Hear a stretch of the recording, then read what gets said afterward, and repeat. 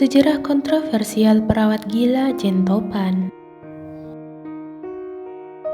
Jane Toppan adalah seorang perawat yang sangat suka membunuh pasiennya dan menikmati sensasi kematian dari orang yang dibunuhnya. Agar tidak menimbulkan kecurigaan, dia akan membuat laporan palsu dan mengobati kembali korbannya sehingga mereka dalam keadaan masuk dan keluar dari kesadaran. Setelah membuat pasiennya berada di ambang kematian, Jane akan naik ke tempat tidur pasiennya lalu memeluk dan menikmati detik-detik kematian pasiennya. Bahkan saat berada di rumah sakit jiwa, dia berkata, "Cari morfin sayang, dan kita akan keluar dari bangsal ini. Kamu dan aku akan bersenang-senang dan melihat mereka mati."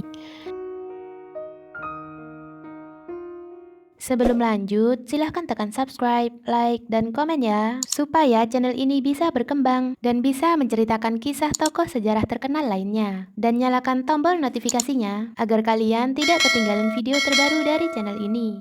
Jane Toppan memiliki nama asli Honora Kelly. Orang tuanya adalah seorang imigran Irlandia. Ibunya bernama Bridget Kelly yang meninggal dunia karena sakit TBC saat Jane masih kecil. Dan ayahnya bernama Peter Kelly yang dikenal sebagai seorang alkoholik yang sangat kasar. Bahkan ayahnya dikenal gila karena menjahit kelopak matanya sendiri saat ia bekerja sebagai penjahit. Pada tahun 1863, hanya beberapa tahun setelah kematian istrinya, Peter membawa kedua anaknya yaitu Delia yang berusia 8 tahun dan Honora yang berusia 6 tahun ke Boston Female Asylum, sebuah panti asuhan untuk anak-anak perempuan miskin. Peter menyerahkan kedua anak gadisnya dan sejak saat itu dia tidak pernah melihat mereka lagi. Tidak ada yang tahu pasti catatan tentang pengalaman Delia dan Honora selama mereka berada di panti asuhan. Pada bulan November 1864, 2 tahun setelah ayahnya meninggalkannya di panti asuhan, Honora Kelly ditempatkan sebagai pelayan kontra di rumah Ensik Toppan dari Lowell, Massachusetts. Sedangkan Delia tetap di lembaga itu sampai tahun 1868.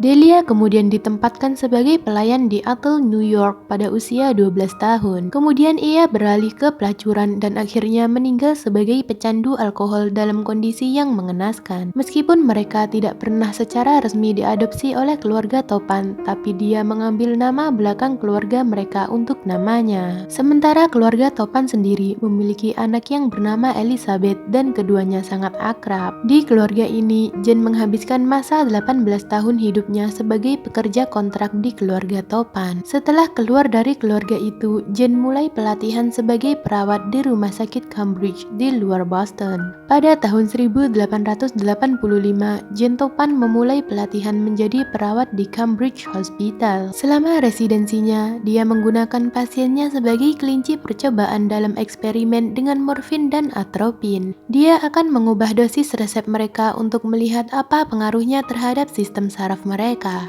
Namun dia akan menghabiskan banyak waktu sendirian dengan pasien-pasien itu, membuat laporan palsu dan mengobati mereka agar tidak sadar dan bahkan naik ke tempat tidur bersama mereka. Saat menjadi perawat dan bekerja di rumah sakit Cambridge, Jane yang bernama asli Honora adalah salah satu perawat yang paling dicintai. Dia mendapat julukan Jolly Jane karena kepribadiannya yang menyenangkan dan ceria, juga keramahannya terhadap pasiennya. Bagaimanapun, dia juga salah satu perawat terbaik di rumah sakit tempatnya bekerja. Tapi hal itu sirna setelah dokter menyadari bahwa Jane telah membunuh pasiennya dan menikmati sensasi kematian dari orang yang dibunuhnya. Tidak diketahui apakah ada aktivitas seksual yang berlangsung ketika korbannya berada dalam keadaan ini. Tapi ketika Jane Toppan ditanya setelah penangkapannya, dia menjawab bahwa dia memperoleh sensasi seksual dari pasien yang hampir mati, hidup kembali dan kemudian mati lagi. Jane akan memberikan campuran obat kepada pasien yang dia pilih sebagai korbannya, berbaring di tempat tidur bersama mereka dan memeluk mereka erat-erat saat mereka meninggal. Hal ini sangat jarang terjadi pada wanita pembunuh berantai yang biasanya membunuh demi keuntungan materi dan bukan kepuasan seksual. Meskipun sebagian besar korbannya adalah pasiennya, namun ada beberapa yang merupakan teman dekat ataupun keluarganya. Ini mengarahkan polisi untuk menentukan bahwa motifnya adalah sesuatu yang lebih dari sekedar ketertarikannya dengan sadis medis, tapi kemungkinan sebuah kegilaan. Sebagian besar, Jen memilih korban yang lemah dan tua. Jen akan memberi obat penghilang rasa sakit, biasanya morfin atau atropin yang tujuannya hanya untuk kesenangan semata dan melihat apa yang terjadi pada sistem saraf korbannya. Agar tidak menimbulkan kecurigaan, dia akan membuat laporan palsu dan mengobati kembali korbannya hingga mereka dalam keadaan masuk dan keluar dari kesadaran. Setelah membuat pasiennya berada di ambang kematian, Jen akan naik ke tempat tidur pasiennya dan memeluk mereka. Ketika ditangkap, Jen menjelaskan kepada polisi bahwa dia mendapat sensasi erotis yang didapatnya dengan memegang dan membelai tubuh mereka yang sedang sekarat. Meskipun dia mengakui telah meracuni banyak pasien di rumah sakit Cambridge, tapi dia tidak mengaku membunuh satupun dari mereka. Terlepas dari eksperimennya terhadap pasien, para dokter di rumah sakit Cambridge merekomendasikannya ke Rumah Sakit Umum Massachusetts, sebuah fasilitas medis bergengsi pada saat itu. Di sana dia melanjutkan eksperimennya dengan obat penghilang rasa sakit dan membagikannya kepada hampir semua orang yang meminta, dan akhirnya dia dikeluarkan dari rumah sakit tersebut. Terlepas dari kebiasaannya yang membagikan morfin dengan ceroboh atau mungkin karena alasan itu, ia memulai direkomendasikan sebagai perawat pribadi dari pasien mereka yang kaya, dan aksi pembunuhannya pun dimulai. Terbebas dari masalah rumah sakit dan pengawasannya yang ketat dari perawat dan dokter,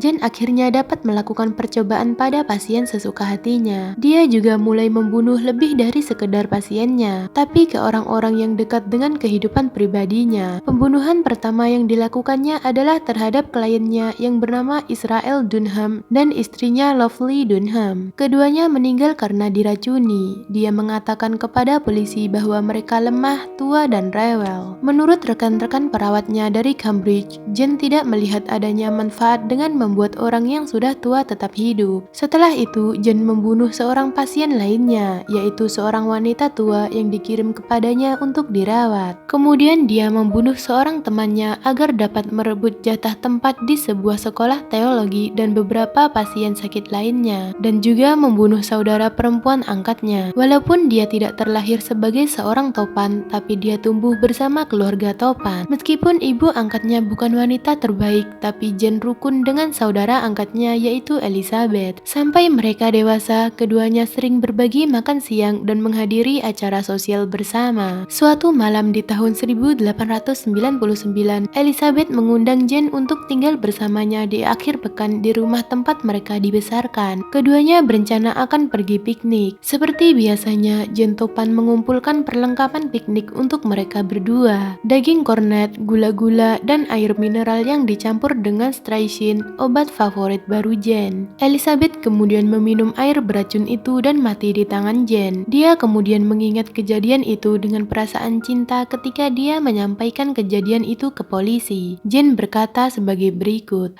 "Aku menggendongnya dan memperhatikannya dengan rasa puas saat dia kehabisan nafas." Setelah membunuh saudara perempuan angkatnya, dia pindah ke rumah Elizabeth dan mulai mengejar tujuannya. Dia bermaksud menikahi suami Elizabeth, namun ketika suami Elizabeth menolaknya, Jen meracuninya. Tapi Jen merasa yakin jika ia bisa membawanya hidup kembali, ia bisa merayunya lagi. Sayangnya rencananya gagal dan suami Elizabeth mengusirnya keluar dari rumah.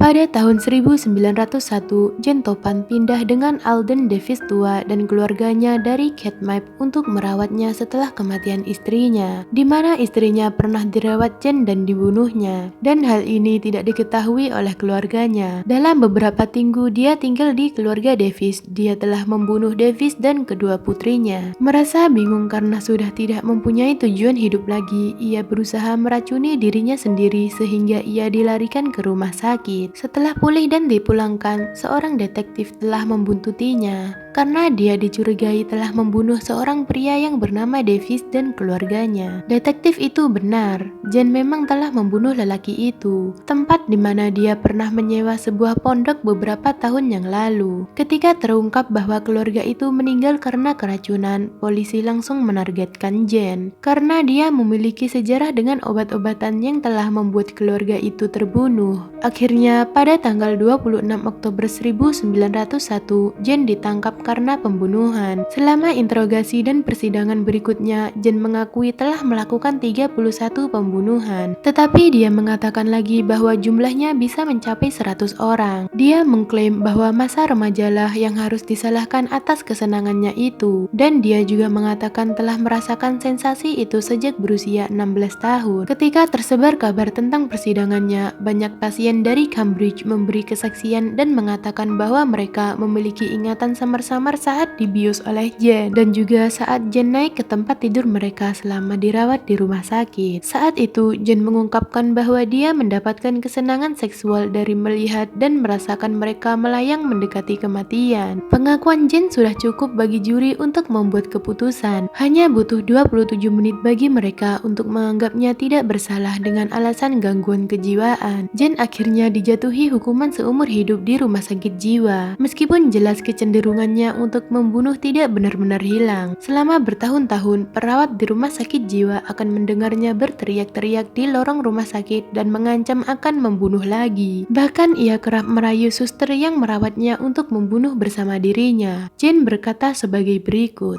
"Cari morfin sayang, dan kita akan keluar dari bangsal ini. Kamu dan aku akan bersenang-senang dan melihat mereka mati." Terima kasih buat yang sudah menonton. Kalau kalian suka dengan video ini, silahkan tekan subscribe, like, dan komen ya. Dan komen di bawah pendapat kalian tentang video ini, supaya kita bisa sama-sama belajar. See you the next video.